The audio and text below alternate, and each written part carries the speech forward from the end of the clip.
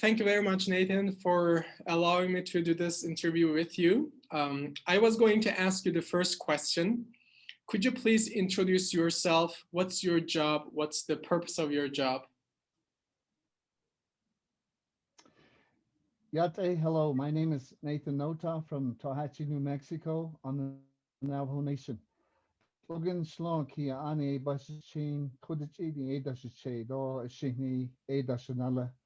I work for the University of Arizona. I am the Agriculture Natural Resource Youth Development Extension Agent. And the purpose of my job is to improve the lives, communities, and the Navajo Nation's economy in serving the largest Native tribe and their people.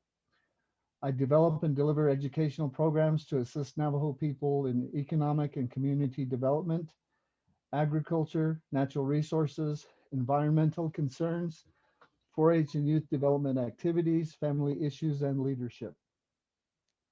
Great, thank you very much. So I am curious how the University of Arizona is involved in the agricultural practices specifically. Are there like projects you are working on? Yes, we assist in livestock improvement, such as the beef quality assurance. We have record keeping programs, herd health, husbandry workshops and trainings, land and range conservation, garden horticulture programs, and early childhood literacy. And we're also establishing a financial literacy program, which is providing skills and knowledge for people to make informed and effective decisions with their financial resources, and a diabetes educational prevention program. We also collaborate extensively with the Navajo Nation Executive Branch, our tribal elected officials, the United States Department of Agriculture, and 2 of the nation's land grant universities, Dene College and Navajo Technical University, to address the impending issues. I wondered, what made you interested in this job, or how did you get in this job?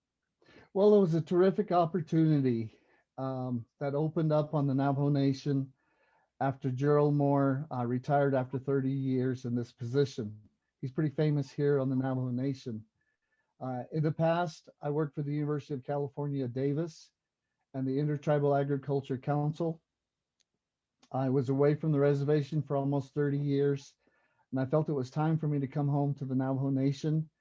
I enjoy being on my homeland in that sense. And what made me interested, I guess, is that I grew up in the livestock industry. My grandparents raised cattle and sheep on the Navajo reservation in Tallahatchie, New Mexico, where I live now. That tradition and legacy was passed on to me, my siblings, and our families. I have 6 brothers and sisters. We are all in the field of agriculture, and I will always be a part of agriculture, and I fully enjoy my work. What's the value of agriculture in the social and economic life of the Navajo Nation? Okay.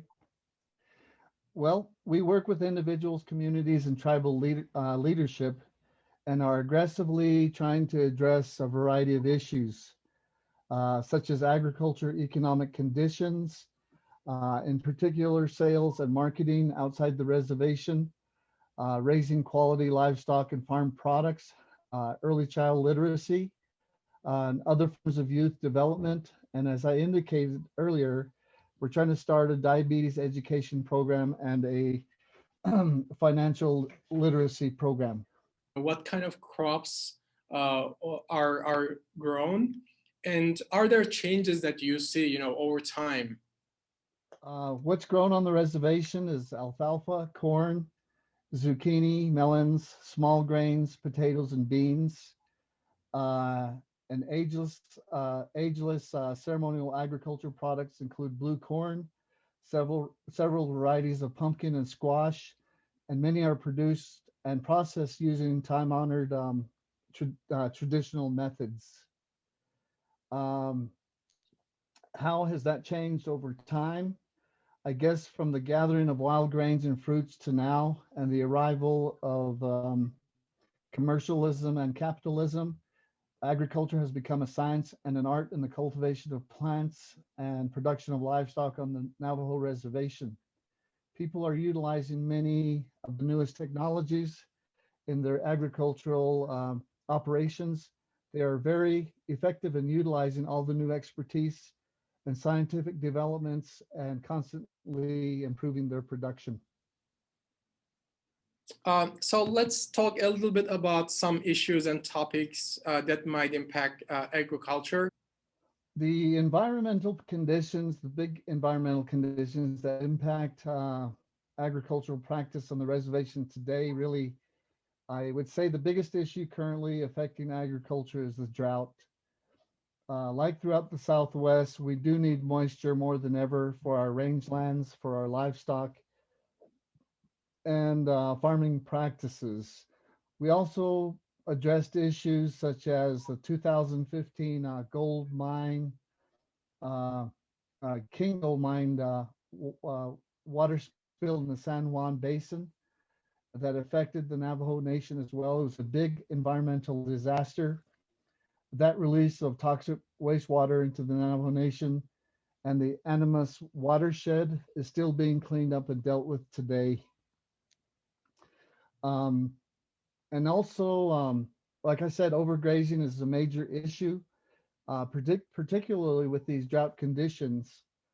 Feral horses, wild dogs, toxic vegetation to livestock continues to be a problem for the Navajo Nation as well.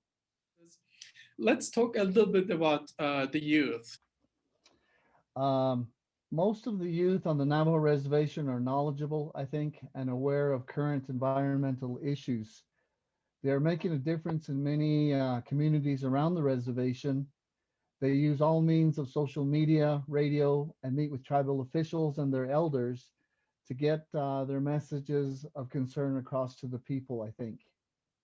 Many have grown up with 4-H programs, FFA, and they utilize their excellent communication skills that they've developed to reach people and get their points across. And has that changed over time? I feel that youth have always been the conduit and means for change among the Navajo people, and that remains the same from the past and will probably always be that way into the future.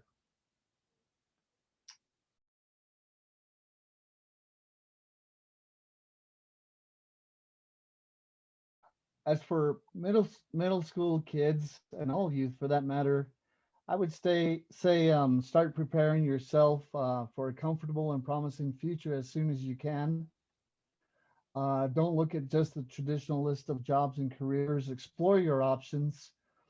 The world and what you can do in it is your choice, really. Also, a big thing is that parents, in addition to family members, they should provide valuable learning experiences for their kids as their child's own role models and support activities that assist in exploring their career interests. Uh, the biggest thing is for parents, I would say, play a role in your child's development.